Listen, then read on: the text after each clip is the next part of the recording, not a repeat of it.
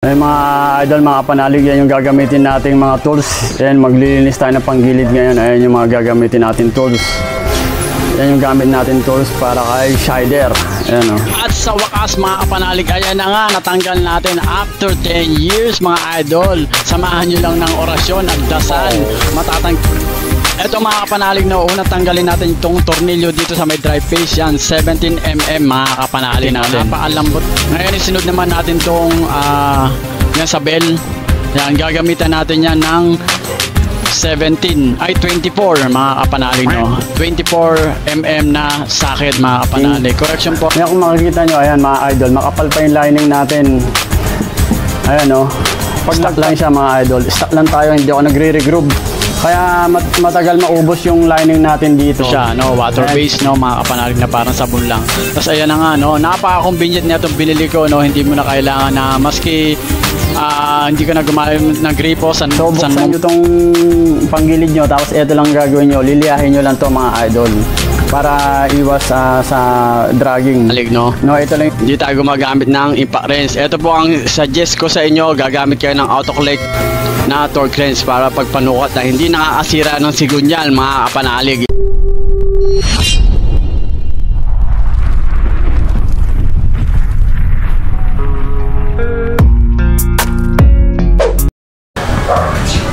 Ay mga idol, mga panalig, yan yung gagamitin nating mga tools. Ayan, maglilinis tayo ng panggilid ngayon. Ayan yung mga gagamitin natin tools. Yan yung gamit natin tools para kay Shider. Ayan, oh. Ito yung meron tayo rito yung mga maliliit. Ayan, oh. Yung rat set na set. Ayan. Tapos may gamit tayong T-range and T-range na 10mm. Yan, naglagay na tayo ng mga flat sa Phillips screw, steel brush, Y-tool. Tapos ito yung kakailanganan natin, yung socket wrench na 17. Tapos ito pa yung sa 24. Yan, size 24mm siya. Tapos ito yung sa torque wrench. Ayan, o, torque drive yan. Size na 3941. Tapos syempre yung gamit natin, yung pantagal natin ng clip. Kung may matatanggal natin yung clip doon, na lilinisan natin sa bearing. Tapos ito syempre yung impact wrench natin. Ayan, o. Wow! Yung impact wrench natin. Tapos ito yung gamit natin, yung torque wrench. Ayan, autoclick torque wrench. Ayan, ayan yung gamit natin para panghigpit. Hindi tayo gagamit ng panghigpit ng impact kasi nakakasira yan ng sigunyal mga idol. Tapos ito yung gamit natin, yan yung grasa. Pa natin yung brand yan, o. High temp, siyempre kailangan natin ng basahan. Tapos ito pa yung brush para panlinis natin sa gilid mamaya. So ayan yung mga gamit kong tools para dito kay Shider. Ayan, siyempre mag-invest tayo ng gamit para tayo na lang yung gagawa mga idol. So gawin na natin, wag na natin patagalin mga Lodi kicks. So let's go. At yun na nga, no, hindi na ako makapag-antay na baklasin itong paggilid ni Shider, no. Ayan, tatanggalin natin yung mga tornilyo na yan. Gagamitan natin yan ng T-range na 10mm mga idol. Ito na nga yung T-range natin. Umpisa na natin tanggalin yung mga bolt na yan mga kapanalig.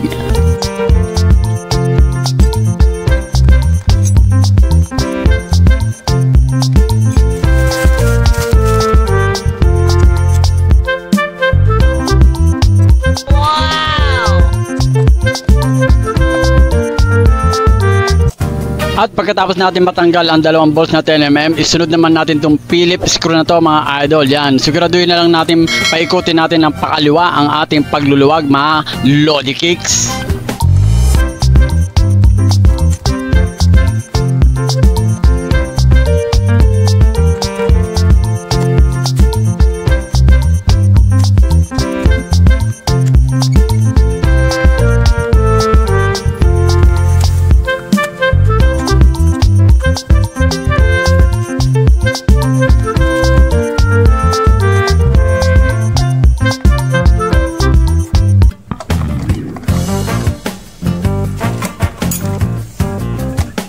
At pagkatapos natin matanggal itong huling Phillips screw na to, ayan, dahan-dahan natin iangat yung cover ng ating panggilid.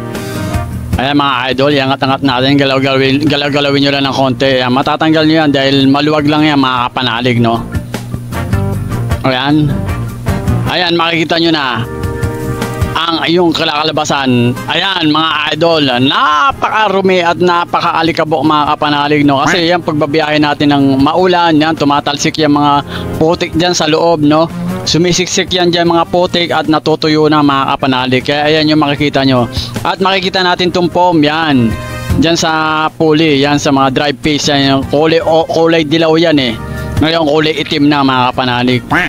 Etong air filter ng housing na to, kailangan maiangat natin yan mga kapanalig, kasi meron tayong tatanggalin dyan para hindi yan sagabal. Kailangan maiangat natin yan mga idol.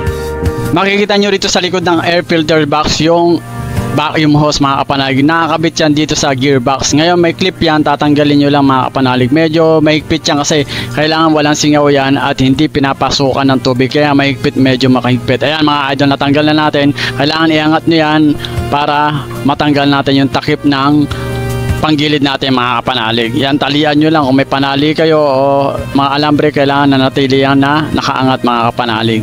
At ngayon, naiangat na natin yung air filter box. Tanggalin naman natin tong mga 8mm na nakapaligid dito sa panggilid cover natin mga idol, no? 8mm yan ang size niyan. Tinanggal muna natin to. Ito yung ginamitan natin ng yung ratchet na maliit. Pero kung meron kayong T-range na 8mm, mas maganda mga kapanalig, no? Kaso lang wala pa tayong gamit sa ngayon. Kaya ito muna yung gamit natin, yung ratchet. Yan mga idol, no? Tanggalin natin yan lahat, yung mga nakapalibot dyan. So let's go!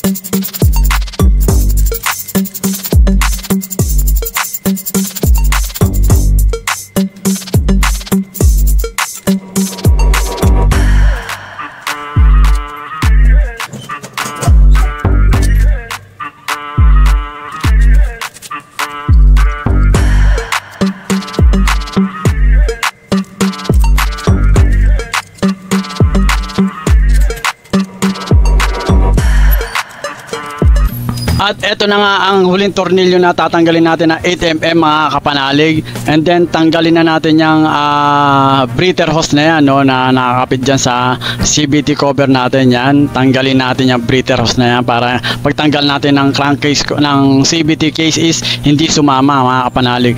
Then maghanap na tayo ng pamukpok. Kung meron kayong mahanap na pamukpok na rubber mallet yan, kasi medyo mahigpit to, no, nakakapit yan CVT cover natin, no. Maghanap tayo ng pamukpok para lumuwag yan mga kapanalig.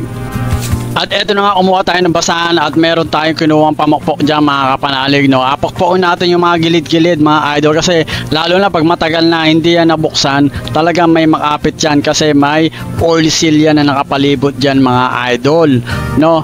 Humahigpit talaga yan, kaya pagtsaga-tsagaan nyo na lang dyan sa mga gilid-gilid hanggang sa matanggal yan mga kapanalig. So ingatan nyo lang, no, na baka mamaya maputol yan or mabasag, no. Ingatan nyo lang mga kapanalig, dahan-dahanin nyo lang at konting tsaga lang mga kapanalig. At sa wakas mga kapanalig, ayan na nga, natanggal natin after 10 years mga idol. Samahan nyo lang ng orasyon at dasal, matatanggal nyo rin yung mga kapanalig, no? Inabot ako ng siyam-siyam dyan dahil talagang ingat na ingat ako, baka mamaya magkakrak or yung mga sikwa natin is magkakrak talaga. Naku, napakamahal niya, kaya iingatan nyo lang, tsatsagaan nyo lang mga idol, no?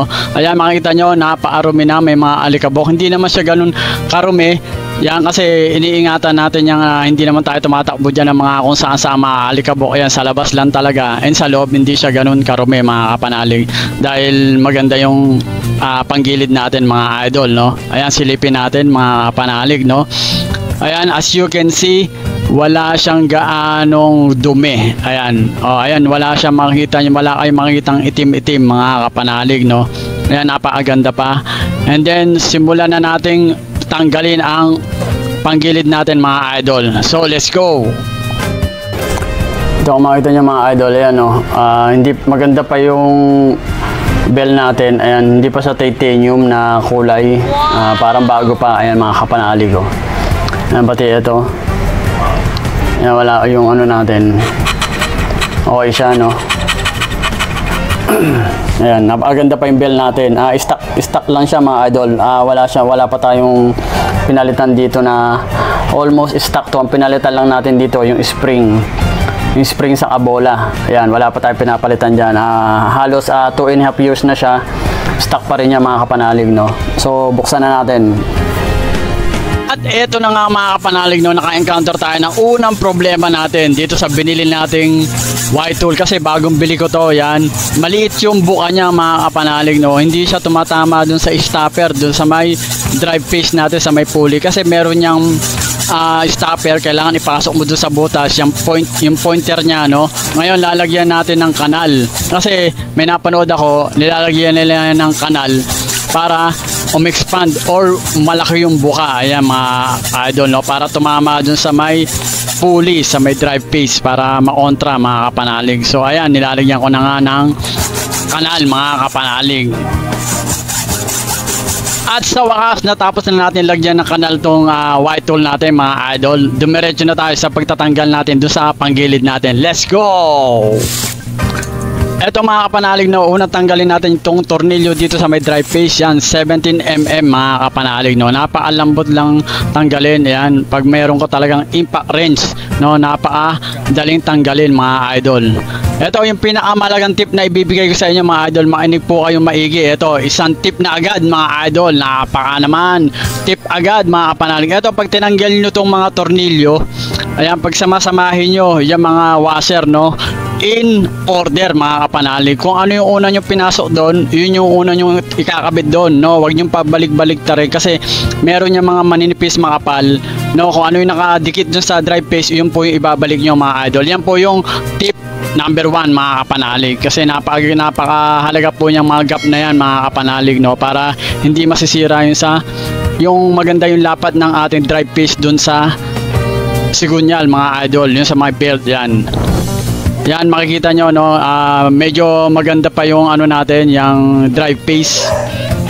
Yung mga 2.5 na yan mga kapanalig, no. Kinakapa-kapa ko kung may kanal na or kailangan ng palitan mga kapanalig. Sa ngayon maganda pa yung drive face natin.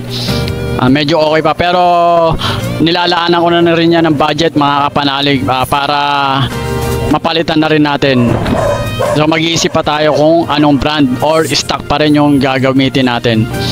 Ngayon isunod naman natin tong yan sa bell.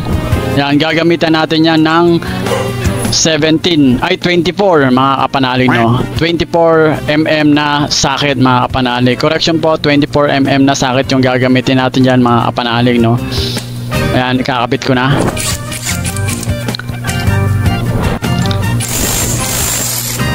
Yan mga kapanalig, no, napakalambot niya lang talagang tanggalin, no, pero pag meron kang impact wrench. Eto mga idol, second tip, yan, pagtanggal nyo dito sa tornilyo dyan sa bell, kailangan, tinuturo ko dyan yung may gas-gas, kailangan yung may gas-gas, yun din yung nakalapat dun sa bell mga kapanalig. Bawal yan magkabaliktad mga idol, para may iwasin din natin masira yung thread, and then yung sa sukat dun sa paglapat dun ng tornilyo dun sa bell, no. Napakahalaga po niya mga idol, no, iwasan nyo po magkabaliktad.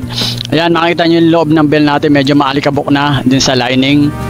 Yan, tanggalin na natin yung torque drive.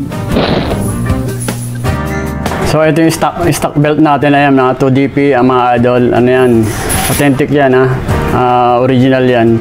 So ayan yung ano natin, ayan, oh, makikita nyo wala pang crack yan. Pag ginanyan nyo, dapat maganda pa. Ayan, walang pang crack yan, indication na okay pa yung mga idol. Yan, maganda pa yung belt natin. Ayan, oh.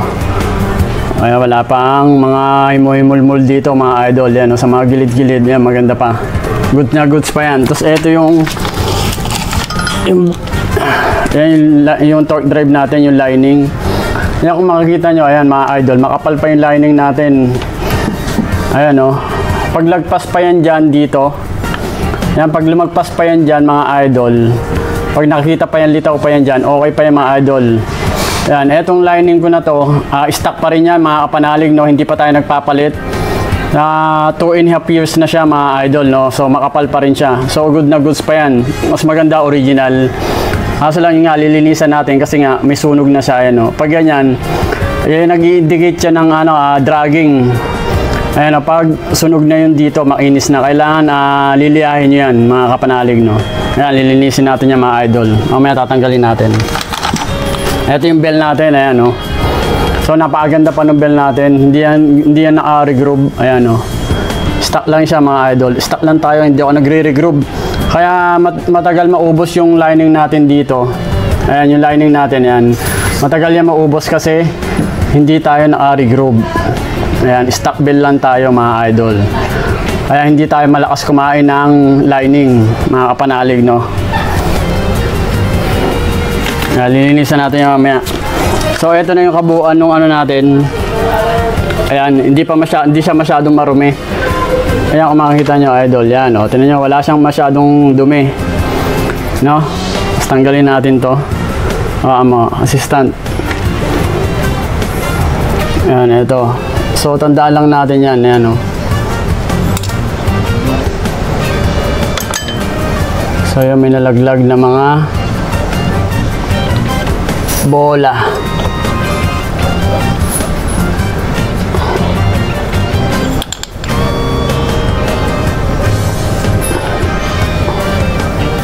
Ayan, idol.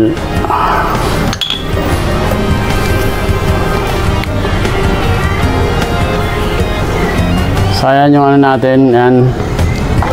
Makita nyo yung bola. Ayan yung medyo marumi na.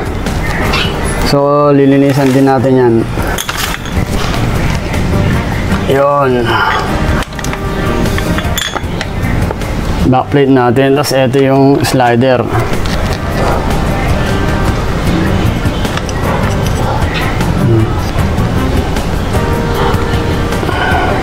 Mali.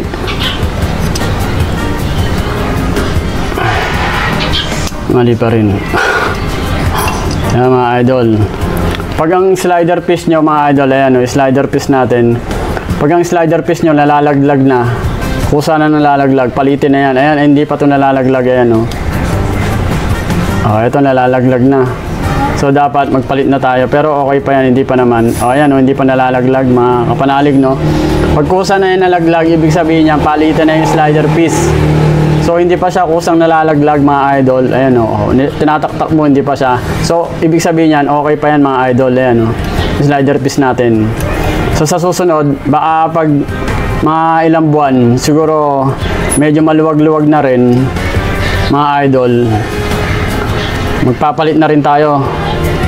Siguro mga isang buwan na lang, bubuksan uli natin to, magpapalit tayo. So hindi pa ako nakabili, binuksan ko lang mga kapanalig, no. Ayan, backplate. So ayan yung oil seal natin, okay ba? Wala pa naman tagas, no? Wala pa tayong tagas dito, yung sa oil seal. Ayan, wala pa, okay pa, goods pa yan pati dito. Ayan, wala pa tayong mga tagas, no. So okay ba na okay mga idol? Kasi ito yung bola natin, makita nyo yung bola. Ayan yung bola. No, wala pa naman siyang kanto, marumi lang. So lililisan lang natin siya. Ayan, wala pang kanto. Ayan, makikita nyo wala pa siyang kanto mga idol.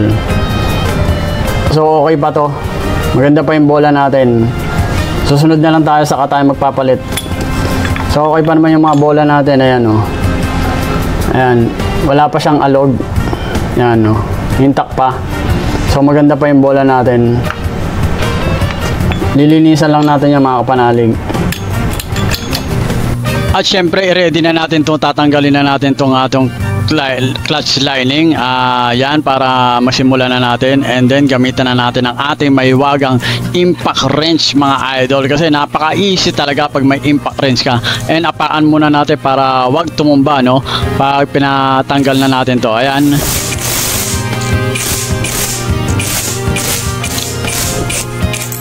Ayan mga idol, dinahandaan natin magtanggal kasi baka biglang tumalsik kasi may spring yan mga kapanalig, no. Ayan, makikita nyo na yung ating nut ng sa clutch lining. Ayan, sa clutch housing. Ayan, clutch assembly natin mga kapanalig, no. Then titignan natin dyan kung maganda pa yung ating clutch lining, kung marumi. Yan sa loob. Ayan, tingnan natin kung marumi na. Yung kung makikita nyo, no, may konting dumi lang, hindi naman siya ganun karumi mga idol, no. Napakaganda pa kasi talagang hindi ko yan nilulusob sa baha mga idol, no? Hindi ako lumulusong sa baha. Ay makita nyo talaga walang kalawang yan mga kapanalig. Ito tanggalin na natin tong center spring. Yan, yung center spring natin, no, ang brand yata yan, MTRT. Yan, 1000 RPM lang yan mga idol. Yan nilagay ko para sa stock pa rin. Hindi tayo maglalagay ng 1.2 kasi medyo matigas na yung 1.2, no? Baka umiyak-iyak natin yung umiyak-iyak na yung motor natin, no? Yan. No, kaya 1000 RPM lang yung nilalagay natin dyan na center spring. Ito, lilinisin natin tong torque drive na to. Ayan, as you can see, makikita nyo dyan, ayan, no? Ayan, may mga itim-itim na, no? Lilinisin natin yan. Ayan, subukan na natin tanggalin etong sa torque drive natin. Ayan, medyo first time ko palang magtatanggal nito, pero nanood na tayo dito sa mga ibang tutorial. Ayan, madali lang naman tanggalin yan mga idol pag sanay na kayo. Pero ako first time ko pa lang. Ayan, first time ko magtatanggal. Ayan, medyo ingat pa ako. Ayan, makita nyo tanggal na, no? Kasi ang nagpapahigpit lang dyan mga idol yung sa yan yung yung grasa. Ayan, makita nyo, no? Medyo maitim na yung grasa, no? Mga 4 na buwan na yata yan. Ayan, mga 3 to 4, 5 months na yata bago ako nung last nagpalinis, no? Hindi pa gaanong, hindi mo naman masabing sunog na pero medyo maitim-itim na yung grasa. Ayan, tatanggalin natin lahat yan, yung sa loob niya papalitan natin lahat na bagong grasa. Ayan, tanggalin na natin yan yung rubber na yan, yung rubber seal, no? Ingatan nyo lang na huwag masugatan mga idol. Dahil yung mga rubber seal na yan, tanggalin natin yan. Mamaya hugasan din natin. Unahin na natin itong mga yan sa crankcase cover, yung CVT cover natin. At syempre ipe-flex natin itong, papakita natin itong decreaser na ginamit natin, no? Sana naman mga idol, mga magpapa-sponsor dyan. Ayan, yan ginagamitin natin decreaser para panlinis natin sa ating panggilid. Ayan, ibuhos-buhos na natin yan, no? Napakalapot, napakaganda yan mga idol, no? So kung gusto nyo malaman kung anong brand yan at kung alam nyo na, ayun sa mga hindi pa nakakaalam, tingnan nyo lang sa description below para makita nyo kung anong brand yan ginagamit natin pang linis ng ating napakagandang panggilid mga idol. Ayan, konti lang yung nilagay natin dyan pero napakabula na, no? Yan, napaka-effective ng formula yan mga idol. Yan, dinagdagan pa natin ng konting tubig. Yan, para kasi malinis na natin ang gusto yung panggilid natin. At kumuha na tayo ng tabo, no? Kumuha tayo ng tamang-tamang panlinis natin ng decreaser. Alam nyo mga idol, kaya ginamit natin itong decreaser, no? Tips lang mga idol, no, mga panalig, wag kayong gagamit ng kerosene o kaya gasolina panlinis dun sa panggilid nyo para wag masira yung oil seal nyo mga idol, mga panalig. Kasi yung kerosene sa fuel may harmful chemicals siya na nagpapalambot ng goma, mga rubber, mga kapanalig.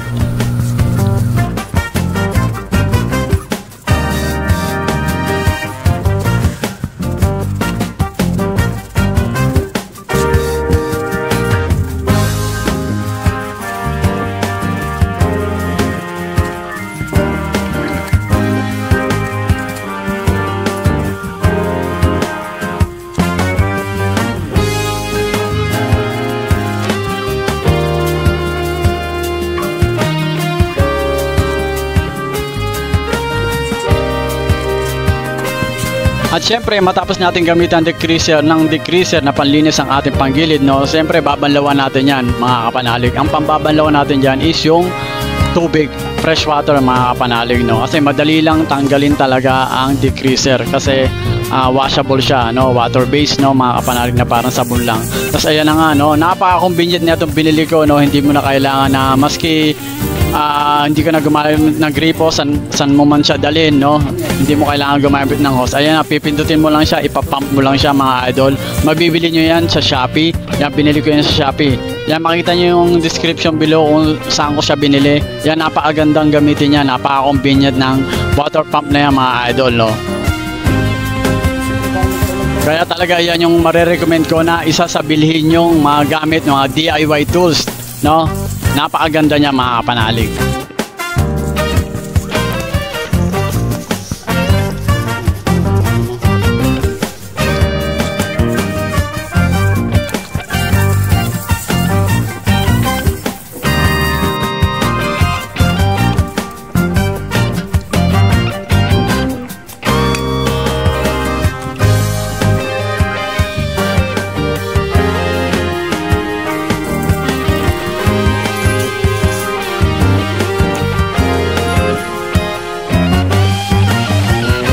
Sa mga kapanalig, lalagyan natin ng grasa dun sa loob, dun sa pinakadulo. Yung makita nyo, yung pinakadulo doon, lalagyan natin ng grasa. So, dito natin dudukutin yan, no? Lalagyan natin ng grasa dito. Susungkitin natin dito sa loob. Tara, lagyan na natin. Ayan, maglalagay ako ng grasa dito. Ayan, dito ako maglalagay. Tapos ilalagay, papasok ko dyan. Susungkitin ko yan kapaloob. Ayan, para magkaroon ng grasa yung loob mga idol.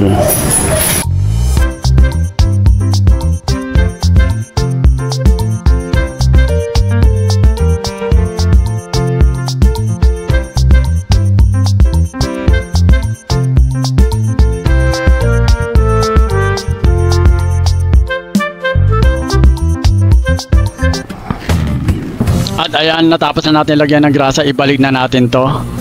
Ayan mga idol, dahan-dahanin nyo lang. Madali na maikabit yan, basta sakto lang mga kapanalig, no? Ayan, ibalik-balik nyo, tapos ikot-ikutin nyo. Hanapin nyo yung butas, no? May magkabilang butas yan. Ang sipat-sipatin nyo lang kung nasaan yung butas, itama nyo lang. Para mamaya paglagay natin yung dalawang pin na yan. Ayan eh. At syempre, lalagyan na natin to ng pinakamalupit na high temp na grasa mga idol. Ayan, lalagyan na natin yan dyan.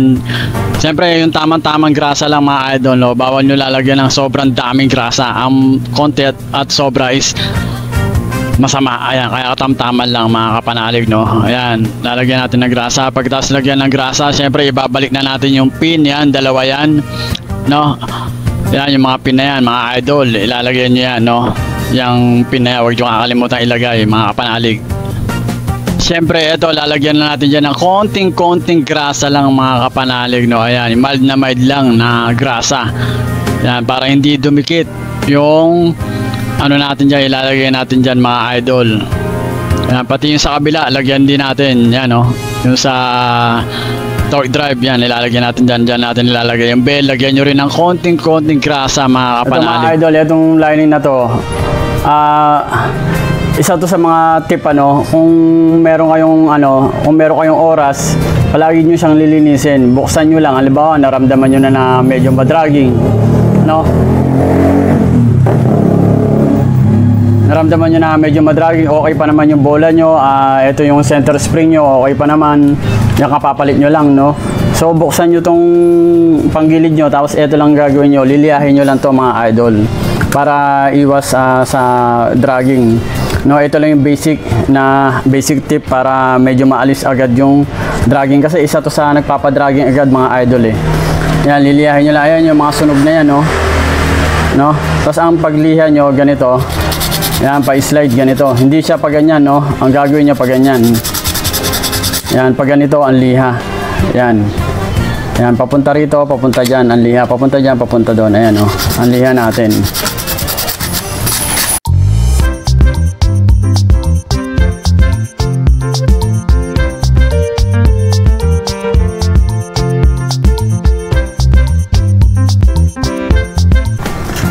Ayan o, sunog na o. Nakita nyo yan. Nagpapadragging yan dahil nag-i-sliding clutch na yan mga idol. Lalo na sa arangkada. Ayan, pag ganyan yung ano natin, clutch lining, medyo sunog.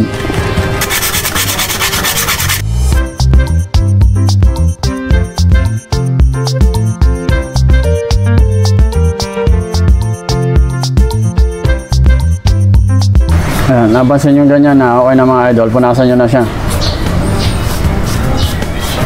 At kunin na natin ating center spring mga kapanalig. Yan po ang 100 RPM yan mga kapanalig, no? Ikot-ikutin natin, siguraduhin natin nakasalpak siyang mabuti doon sa guide niya mga idol. Saka ikabit na natin yung clutch line natin. Ayan, i-shoot lang natin dyan. Bali, tama nyo lang. Tapos pag pumasok na yon, yung lalagyan ng tornilyo, ayan, lagyan nyo ng nut. Siguraduhin nyo lang yung nut nyo is yung may gas-gas siya. Yun yung ilalapat nyo doon. And then tirahin na natin siya ng impact wrench. Yan. And lagyan na natin, tukuran na natin siya ng amay natin. Baka hindi tumalsik. Ayan, ikut-ikutin lang natin mga kapanalig. Ayan, mga ilang bira-bira pa. Ayan, birahin na ng birahin hanggang sa humigpit. Okay na mga kapanalig. At ikabit na natin ang ating clutch lining at ang torque drive. Yan, napaka-smooth. Yun, paglalagay nyo na itong belt na to, no, mga kapanalig, Yan, siguraduhin nyo lang nababasa nyo ang label. Bawal po magkabaliktad dyan mga idol. Yan, no? Bawal magkabaliktad yung belt natin, no? Kailangan nababasa nyo ang label. Yan, kabit na po natin yung tingnan natin itong backplate natin, no? Yan, yung nililiha ko yan mga kapanalig, no? Yan yung mga kantuhan ng backplate, no? Kumuha kayo ng liha yung sa backplate na yan. Yan po yung tinatamaan ng bola. Yan po yung nakagasgas ng bola. Yan nakakanto. Kailangan liyahin nyo yan, no? Alisin nyo yung mga kanto-kanto kasi masasalat nyo naman yung mga kapanalig, no? Pag magasbang, yun, liyahin nyo lang, no? Pasadahan nyo lang. And then ilagay na natin yung bola. Yan, yung bola natin is, ang nilalagay ko dyan is 11 grams and 13 grams. Combination siya ng 11 grams and 13 grams kasi gusto ko may hatak siya sa may dulo mga kapanalig, no? Ang timbang ko pala is 55 kg lang ako mga kapanalig. Yan, ang paglalagay ko ng bola, alternate, no? Mga kapanalig, no? Ay lagay na natin ating backplate. Yan, kasama na natin nilagay yung slider piece natin. Yan, tinitesting ko. Okay pa naman yan mga idol. Papalitan na natin yan sa next bukas natin. Yan, isalpak na natin yung ating pulley. Yan mga kapanalig, no? Yan, nakalagay na, no? And then ilagay na natin ating bell. Yan, sukat-sukatin lang natin. Kailangan mailapat natin yan. Yan, napaka-smooth niya mga idol. Yan yung sabi ko nga, yung nut, no? O, ayan yung pagtanggal nyo. Kung ano yung pagtanggal nyo, ganun din ang pagkabit ng mga idol. Yan po ang tip. Yan, ikot-ikutin nyo lang. Bawal po magkabaliktad yan nut na yan. Kung ano yung nakalapat, yun din po ang ilalapat nyo. Yan, ilapat na natin ating yan, drive face. Yan, pati nga po yung yung mga washer yan mga idol, yung pagkakasunod-sunod, bawal yan magkakabaliktad, no? Kung ano yung nakalapat dun sa drive face, yun po yung dapat nakalapat. Siyempre, gagamitin natin ito ng torque wrench, no? Hindi po tayo gumagamit ng impact wrench pag naghihigpit. Dito po tayo gumagamit ng auto click torque wrench. Yan mga kapanalig, no? Hindi tayo gumagamit ng impact wrench. Ito po ang suggest ko sa inyo, gagamit kayo ng auto click na torque wrench para pagpanukat na hindi nakakasira ng sigunyal mga kapanalig. Yan ang ginagamit ko. Yan po ang number 1 tip para hindi malostred ang inyong sigunyal at standard lang ang higpit mga kapanalig. Hindi nasisira ang yung pulley, hindi nalalaspag, hindi na nisira ang thread mga kapanalig. Ayan, nakikabit na natin. Yan, umistart na mga idol, no? Pina-start na natin ang ating si Shider. Ayan, napakaganda ng tunog mga idol, no? Tapos ibalik na natin. Ayan yung makikita nyo yung parang sa guide nya, yung guide nya doon sa may pagkakabit natin ng ating panggilid na cover mga kapanalig, no? Itatama nyo lang siya doon sa panggilid, sa may mga guide na yon, yun sa may butas kasi may guide yon, kailangan maitama nyo siya. And then dun sa bearing dito sa may bell, maitama dun sa butas. Ayan, napakadali lang mga idol. Ikabit na natin ang ating mga tornilyo. Ganun lang kabilis mga kapanalig. At huwag nyo kalimutang ibalik ang foam. Yan, dati kanina napakaitim, ngayon malinis na, no? Kulay yellow na. Ibalik na natin ang ating cover. Ayan, napakabilis lang talaga gumawa ng DIY mga kapanalig, no? Kaya kailangan panoorin nyo lang itong mabuti para DIY na kayo sigurado. At ayan na, Mr. na, napaka-smooth, no? Walang kaingay-ingay, no? Kalampag. Alright! Napaka-swabe ng tunog na gawa natin mga idol, no? Pag andar ng NMAX natin kanina, kung makita nyo yung belt, wala siyang pagpag, no? Ang sikreto lang doon mga idol, no?